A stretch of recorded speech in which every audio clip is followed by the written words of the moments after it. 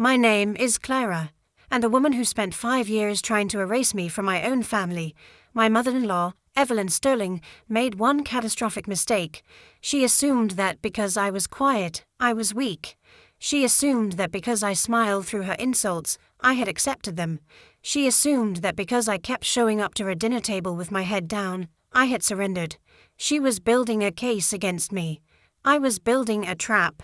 And by the time she finally pulled the trigger on the plan she had been preparing for years, the DNA test, the public humiliation, the ultimatum designed to destroy my marriage, every single piece of her life was already in position.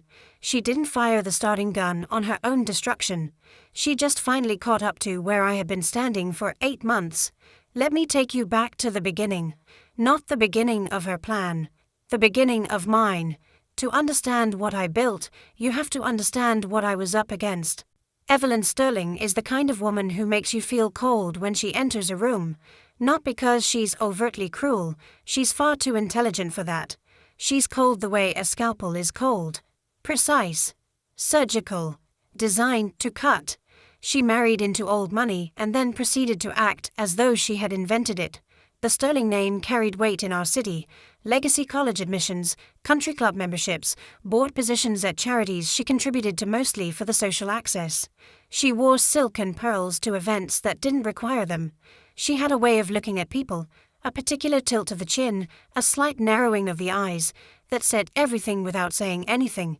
She had done this to me from the very first night David brought me home. I wore a navy dress. Modest. Clean. I thought it was elegant. She greeted me with a scan. Not a smile. A scan. Her eyes moved over me the way customs officials move over luggage, looking for something that shouldn't be there. "Clara," she said, "David tells me you work in administration?" "Marketing," I said. "For a non-profit charity." She nodded, pouring wine that cost more than my grocery bill. "How noble. Until you find something more substantial, I suppose." I smiled. I said nothing, but I filed it. Carefully. In the back of my mind where I kept everything she said and did. The cabinet I would one day open. My father was a teacher. My mother was a nurse. I didn't come from their world. To Evelyn, that wasn't a background. It was a disqualification. And from that very first dinner, she made it her mission to remind me of it. Not loudly, never loudly, but constantly. A dripping faucet of condescension that never stopped. For 2 years, I absorbed it. I brought her Christmas gifts, cashmere scarves, framed photos of us. She put them in a closet without looking at them. I hosted dinners. She criticized the silverware placement. I cooked elaborate meals. She preferred a different cut of meat. I told myself it would change when we had a child. I was wrong. When Leo was born, I thought love would do what patience could not. He was perfect. Dark hair, smooth skin, 10 fingers, 10 toes, and a laugh that could dissolve every bad thing in the world. But when his eyes opened fully a few weeks later, they were blue. Deep, oceanic blue. Both David and I have brown eyes. In a reasonable family, this is a one-sentence conversation about recessive genetics and a distant relative with light eyes. In the Sterling family, it was evidence. Evelyn began her campaign the day we brought Leo home from a hospital. She stood in the nursery doorway, arms crossed, looking at my son the way an appraiser looks at a painting he suspects is a forgery. "Blue," she said. Not a question. A verdict. "Recessive genes," I said, keeping my voice steady. "My grandfather had blue eyes, Evelyn." She walked to the crib. She leaned over him, not touching, just inspecting. She adjusted her pearls. "In our family, we don't have accidents," she said. "We have pedigree." I looked at her. I said, "He's your grandson." She turned and left. "We'll see," she whispered. And that was it. That was the moment I understood what this was. This wasn't doubt. This was strategy. She had decided the narrative before the evidence existed. My son's blue eyes were not a genetic curiosity to her. They were an opportunity. A crack she could drive a wedge into. For the next 4 years, she drove that wedge deeper. Every chance she got. She excluded Leo from the annual family portrait. The photographer would arrive, and Leo would suddenly be unwell, according to Evelyn, who had never consulted me. I would arrive with him anyway, and she would look surprised. "Oh, well, he can stand in the back, in the shadows." She said that. About a toddler. She gave David's sister's children trust fund contributions on their birthdays. Leo got a pair of discount drugstore wool socks. She told her social circle, I found out through a mutual friend, that she had serious doubts about Leo's lineage. That her son had possibly been trapped. That I was a gold digger who had produced another man's child and passed it off as a sterling. She was saying this at dinner parties, over canapes and champagne, about my 4-year-old son who liked dinosaurs and had never hurt anyone in his life. The damage she was doing to David was visible. He loved me. He loved Leo.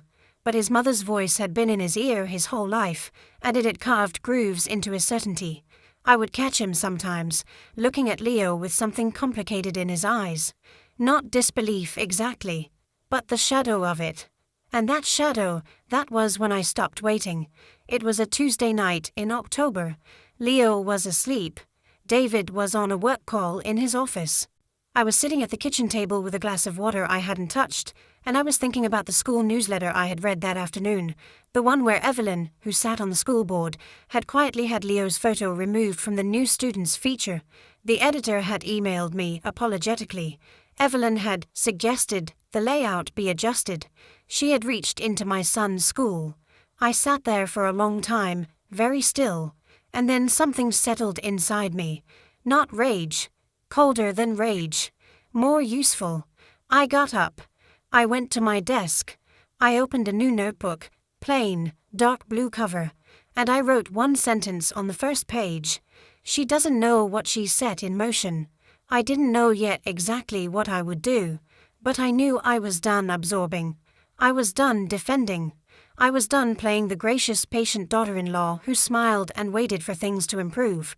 It was time to understand what I was actually dealing with, and then I was going to dismantle it, piece by piece. Before you build a trap, you need to understand your target completely. I am, by profession, a marketing strategist. My job, my actual job, is to understand how people think, what they want, what they fear, and how to position things so that outcomes are controlled. Evelyn thought I worked in charity because the word non-profit sounded small to her. What I actually did was run campaigns, research audiences, find pressure points, build strategies. I was very good at it, and I had been watching Evelyn for 5 years. I knew her patterns, her vanities, her pressure points, better than she knew I did, because she had never once thought to study me. The first thing I did was build a complete file. Every incident, documented, Leo excluded from portraits, dated and described. The birthday gifts, photographed. The school newsletter, screenshot. The comments at dinner that David had witnessed. I asked him carefully to write them down. He was confused. I told him I was processing things in a healthier way. He accepted that.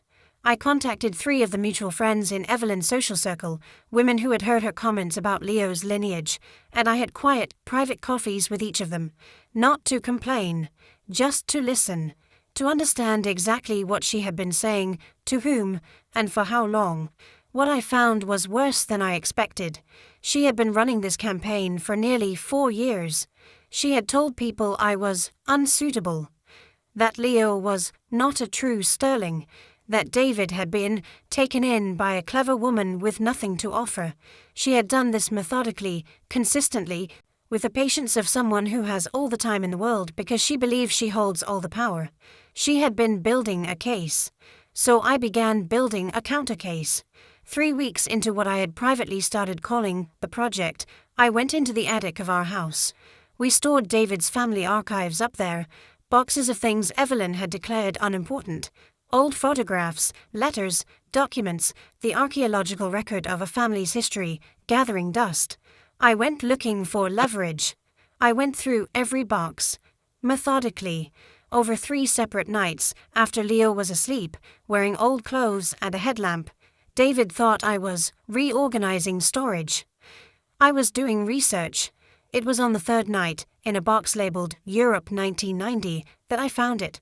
Tucked inside the diary of Evelyn's sister, a woman I had met exactly twice, was a letter. In Evelyn's handwriting. Written to a friend, in the hurried, slightly breathless hand of someone who had something to confess and not enough courage to say it aloud. Arthur is so kind, but he bores me. The summer in Nice was different. Julian was alive. I don't know what I've done. If Arthur finds out, he'll never forgive me. But the baby has his eyes. I sat on the attic floor and read it 5 times. The baby has his eyes. The letter was dated 2 months before David was conceived. I did not immediately celebrate. I am not a person who celebrates before the work is done. Instead, I sat very still and thought carefully about what this was and what it wasn't. What it was. A confession of an affair. A note about a pregnancy. A reference to a man named Julian. What it wasn't, yet, proof of paternity. I needed more. The next morning, I hired a private investigator.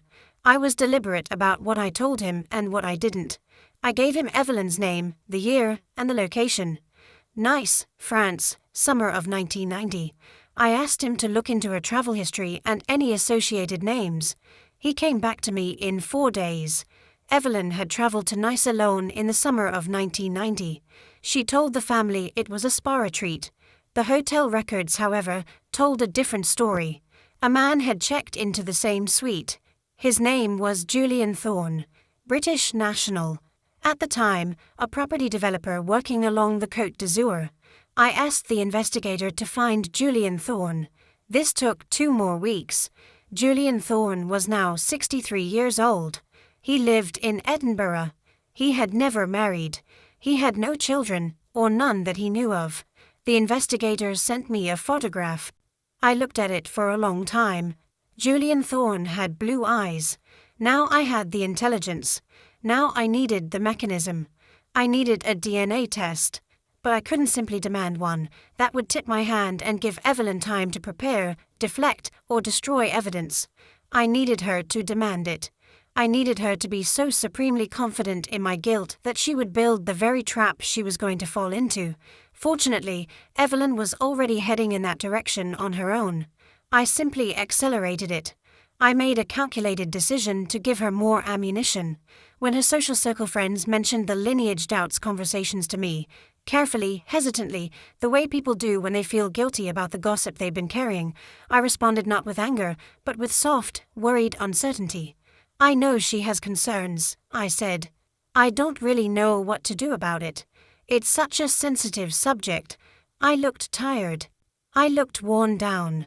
Word got back to Evelyn, through those same channels, that I seemed vulnerable, rattled, unsure of myself. To a predator, that is an invitation.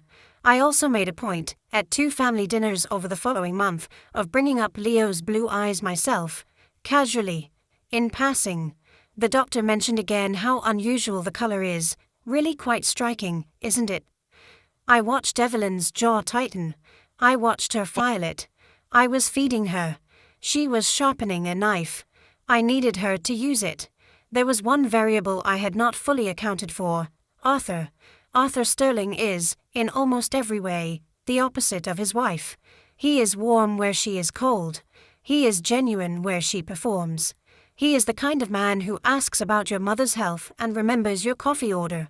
I had always liked Arthur quietly, and I believed, though he had never said it directly, that he quietly liked me too. Arthur also loved Leo, genuinely, without agenda. He was the one member of the Sterling family who would get on the floor and play with building blocks, who remembered which dinosaurs were Leo's favorites, who slipped him an extra biscuit when Evelyn wasn't watching. I needed Arthur's cooperation without his full understanding of what I was doing, because Arthur was honest, and if I told him what I suspected about his wife, he might confront her. That would destroy everything. So instead, I cultivated trust. I started calling Arthur separately, not to discuss Evelyn, but just to check in, to invite him to Leo's school events, to ask his advice on things. I let him see me as a daughter-in-law who genuinely valued him, separate from a family politics. This was not manipulation. I did genuinely value him. But I was also building a relationship that I knew I would need to lean on. When the day came, I needed Arthur to trust me enough to swab without asking too many questions. I planted the seed 2 months before the test, during a quiet lunch. I've been thinking, I told him, that it would be wonderful to get a full family medical history done for Leo. Comprehensive genetic profiling. It's actually incredibly useful for anticipating any health issues. I want to include as many family members as possible. Arthur nodded. Of course. Whatever you need. It would mean asking Evelyn as well. He paused. She'll want to know why. Tell her it's for Leo's health record, I said. She won't refuse anything that frames her as doing something for the family. Arthur looked at me for a moment, those tired, perceptive eyes, and he said quietly, "You're a sharp woman, Clara. I hope David knows that." "He's learning," I said. By the time David's father's 60th birthday party arrived, I had been running this operation for 8 months.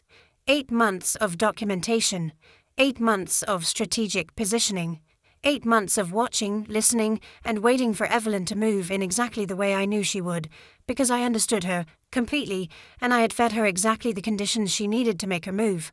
I arrived at the party in a green dress. I held Leo's hand. I smiled at everyone who spoke to me. I was completely calm.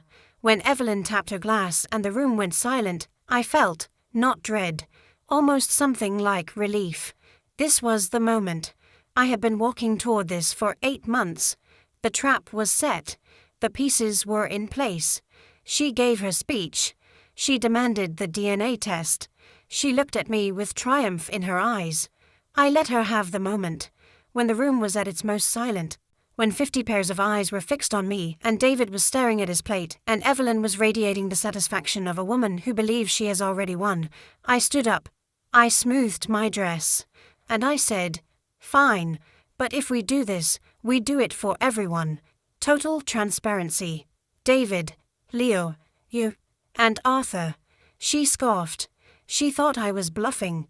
She thought I was desperate. "Deal," she said. "I'll pay for the most expensive lab in the country. A full ancestral breakdown." I said, "Royal. Interesting word." She did not understand what I meant. She wouldn't until the day the envelope was opened. Evelyn chose the lab. The most prestigious, most expensive genetic testing facility in the country. Comprehensive genomic profiling. Multi-generational comparative analysis. Full ancestral breakdown. She had just designed, funded, and ordered the exact test that would destroy her. At the clinic, she arrived in a limousine. She walked through the glass doors like she was arriving at a coronation. She was radiant with confidence. "Ready to admit defeat, Clara?" she asked. "I'm ready for the truth," I said. I had prepared Arthur. When the nurse asked for his sample, he gave it willingly, with a kind smile, because I had spent 8 months making sure he trusted me enough to do so without hesitation. Evelyn watched the nurse collect every sample like a hawk, laser-focused on ensuring there was no tampering on my end. She was so consumed with monitoring my honesty that she never once thought to question her own exposure. She signed the consent forms without reading them. She had no idea she was signing her own confession. The samples were sealed, labeled, sent to the lab. And then I waited. I had done everything I could do. The rest was science. While I waited, Evelyn ran her final campaign with everything she had. She called David every day. She told him to consult a divorce lawyer. She sent him listings for studio apartments across the city, just in case Clara needs options. She told him to freeze the joint accounts as a precaution. She was already decorating the aftermath in her mind. And David, my David, who I loved, who I was doing all of this for, was crumbling. He stopped sleeping in our room. He stopped eating at the table. He looked at Leo sometimes with that shadow crossing his face, and it broke something in me every time. One night he sat at the kitchen table and said, "Mom showed me charts, Clara. Brown eyes and blue eyes. Statistically, she says." "David." I sat down across from him. I took his hands. "I need you to trust me for 11 more days. Can you do that?" He looked at me. "What do you mean, 11 more days?" "I mean," I said carefully, "that in 11 days, every question your mother has ever put in your head is going to be answered. Permanently. and I need you to hold on until then." He searched my face. He didn't understand, but he nodded. I squeezed his hands. "Don't call a lawyer. Don't freeze anything. Just 11 days.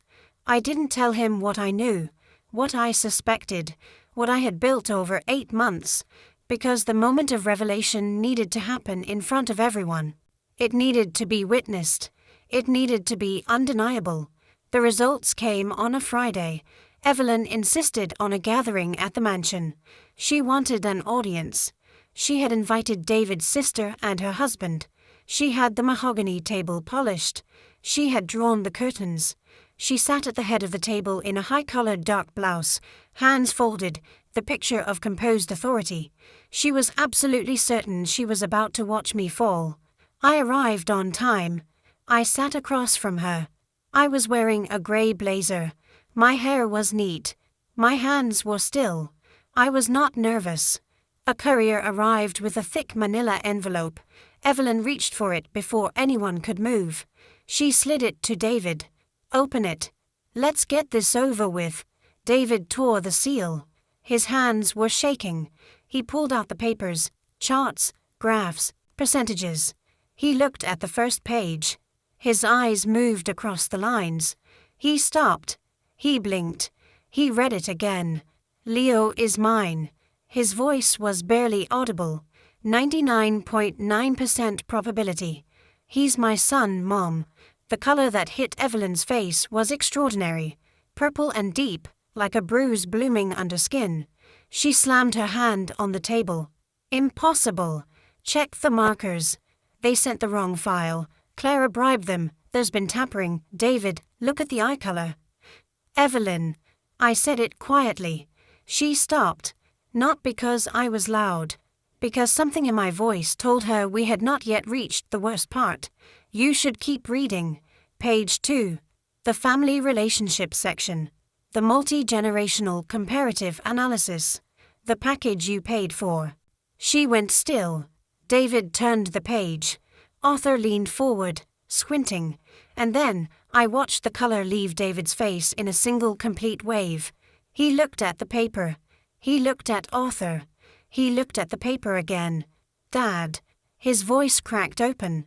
"It says here that you and I share 0% of our DNA." The clock ticked. Tick, tick, tick. That was the only sound in the room. Arthur reached for the paper with trembling hands. He put on his glasses. He read the words. Then read them again. His lips moved. And then Evelyn understood. Not all at once.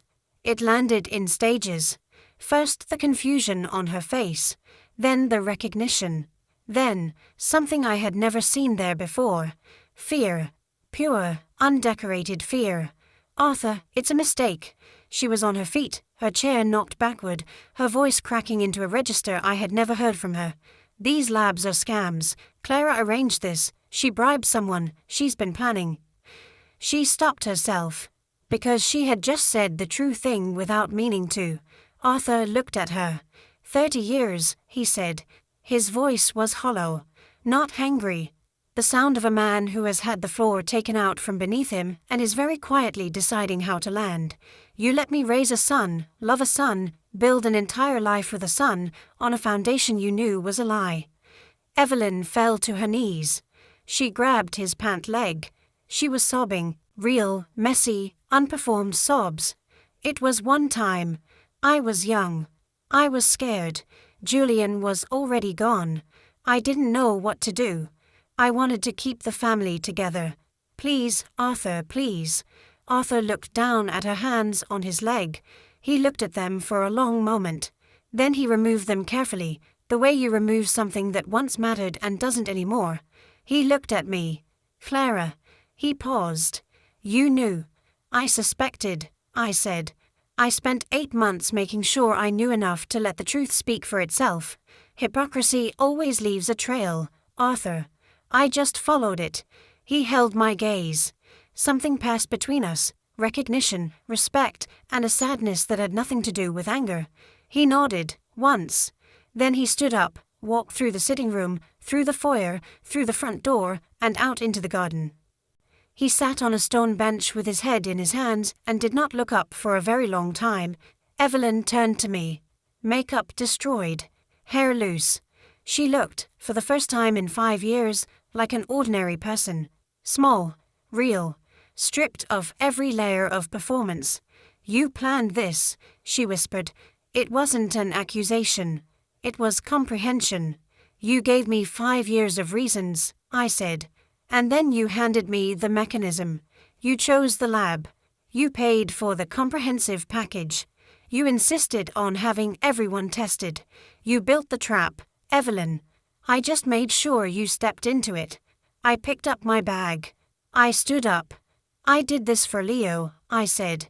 "He deserved better than what you were doing to him. And so did Arthur." I walked out. Behind me, David's sister stood up from her chair. She looked at her mother for a long, quiet moment. She didn't say anything. She just followed Arthur into the garden. Arthur filed for divorce the next morning.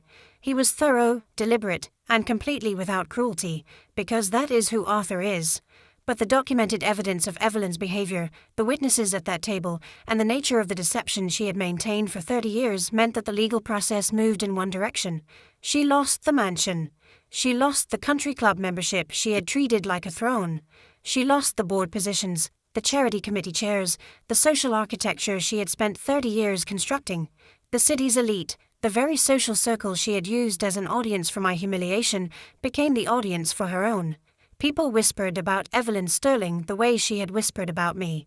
She became the woman who had called her daughter-in-law's child illegitimate while hiding her own secret for 3 decades. She became the cautionary tale told over wine at the dinner parties she no longer attended. She moved to a small condo across the city. David was devastated. Deeply, genuinely devastated.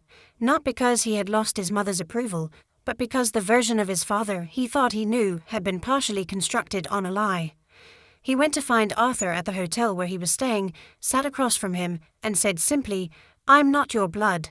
Arthur looked at him for a long time, and then he said, "Blood is biology, David. Fatherhood is a choice I made every morning for 30 years. I taught you to ride a bike.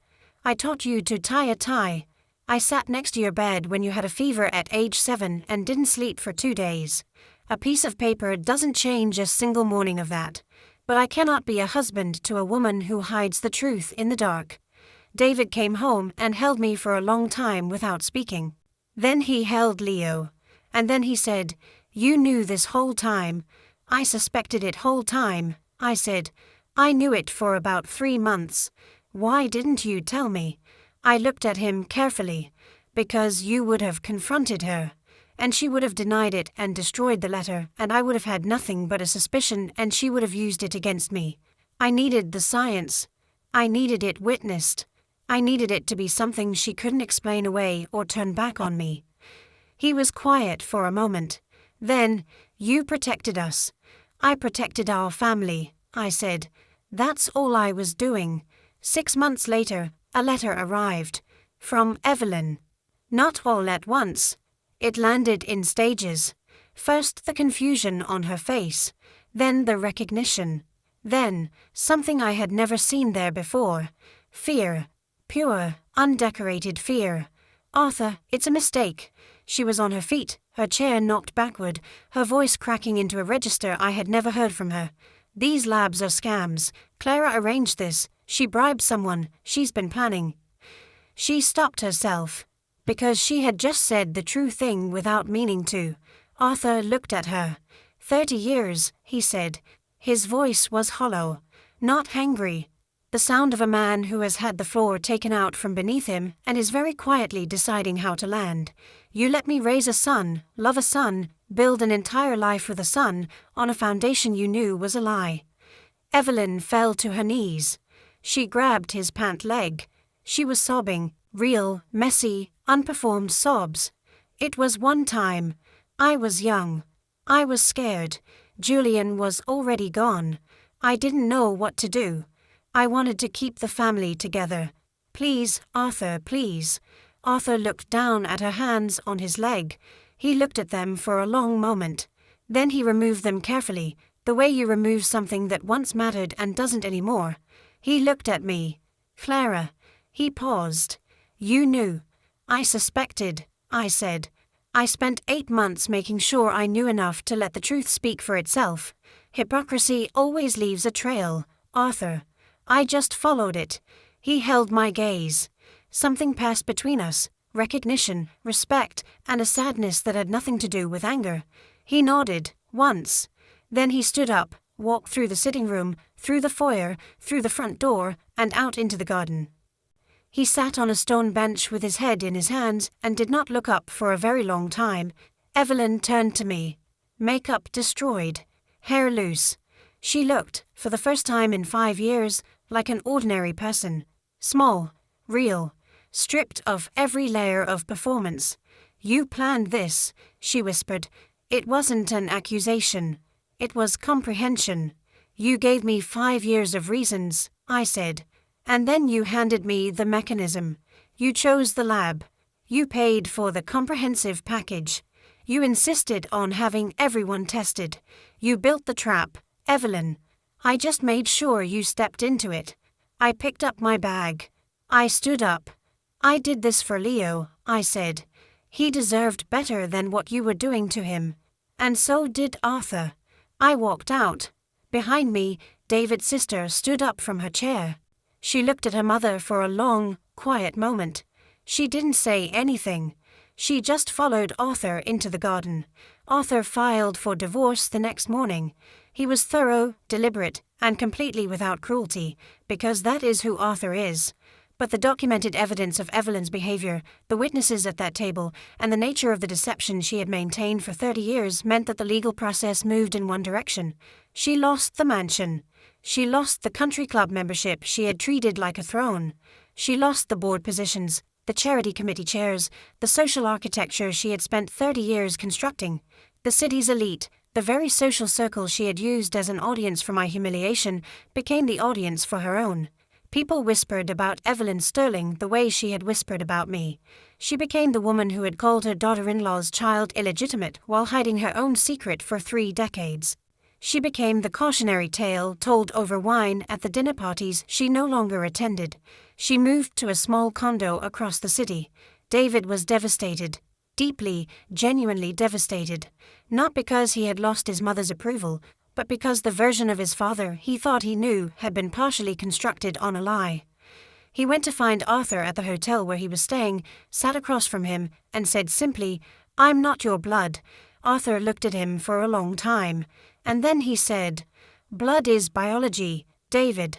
Fatherhood is a choice I made every morning for 30 years. I taught you to ride a bike. I taught you to tie a tie.